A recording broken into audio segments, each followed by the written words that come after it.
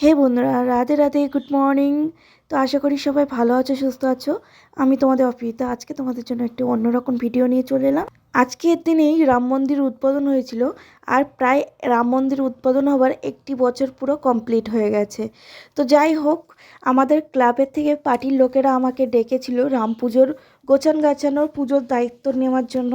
তো তার জন্য আমি সকাল সকাল স্নান দান করে এরকম সুন্দর মতো সেজে গুজে চলে আসি রাম পুজোর এখানে।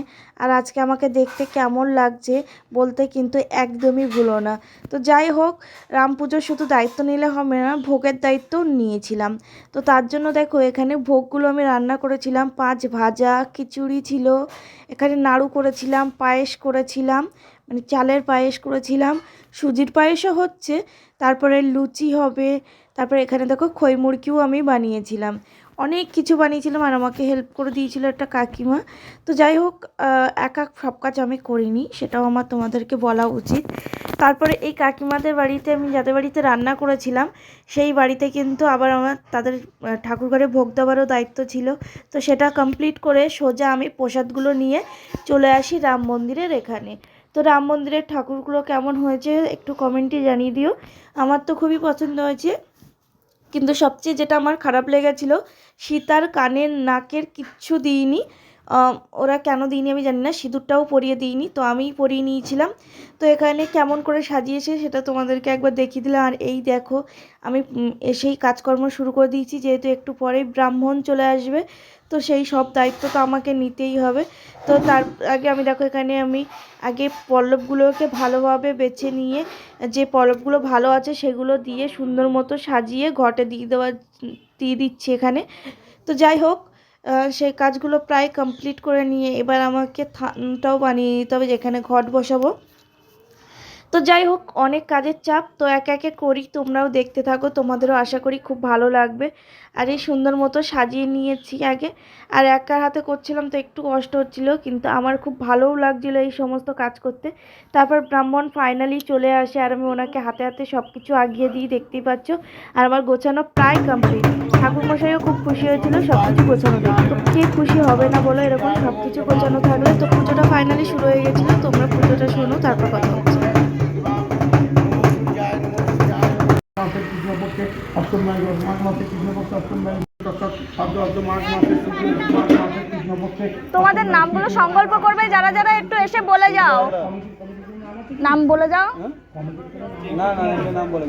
আমি বলছি সূর্য হালদার, সূর্য হালদার কাশ্যপগুচ্ছ, সুমন হালদার কাশ্যপগুচ্ছ, সুমন হালদার কাশ্যপগুচ্ছ, কৃষ্ণ সেন কি গোত্র? কৃষ্ণ সেন, জনকমর্ষি গোত্র।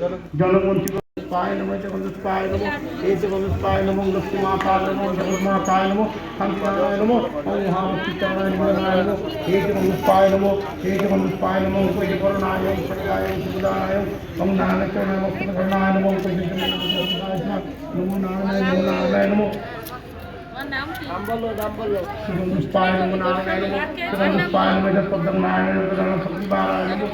তো এখানে আমি পুজো শেষ করে সবাইকে প্রসাদ বিতরণ করে তারপরে এখানে সব কাজকর্ম গুছিয়ে রেখে চলে গেছিলাম বাড়ি।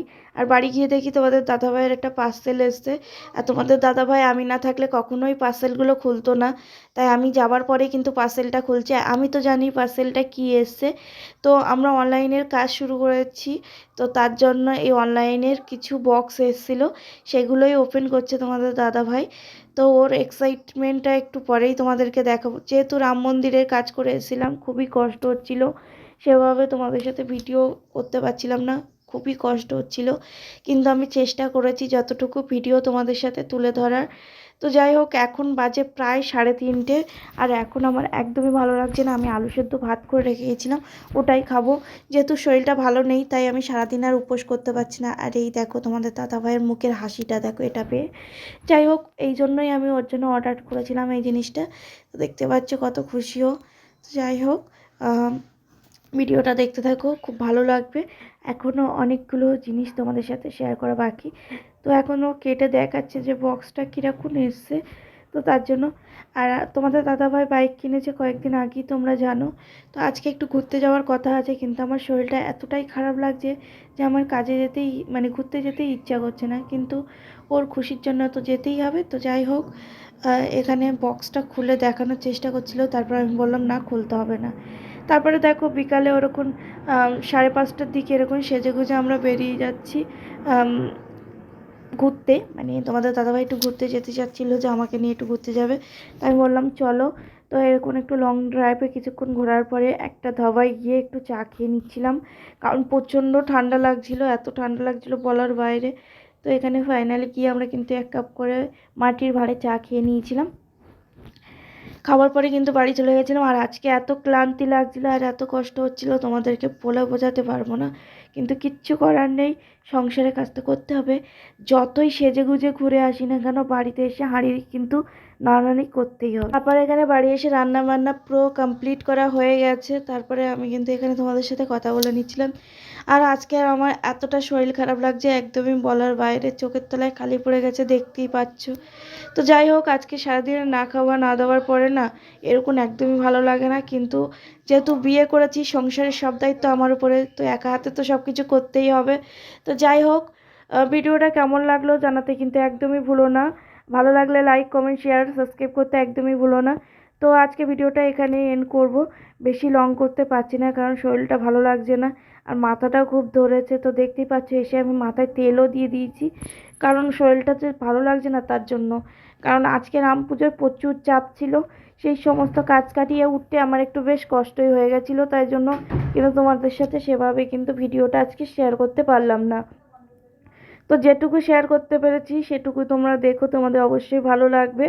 তো দেখা হচ্ছে পরে একটি নতুন ভিডিওর মাধ্যমে, ততক্ষণের জন্য টাটা বাই বাই।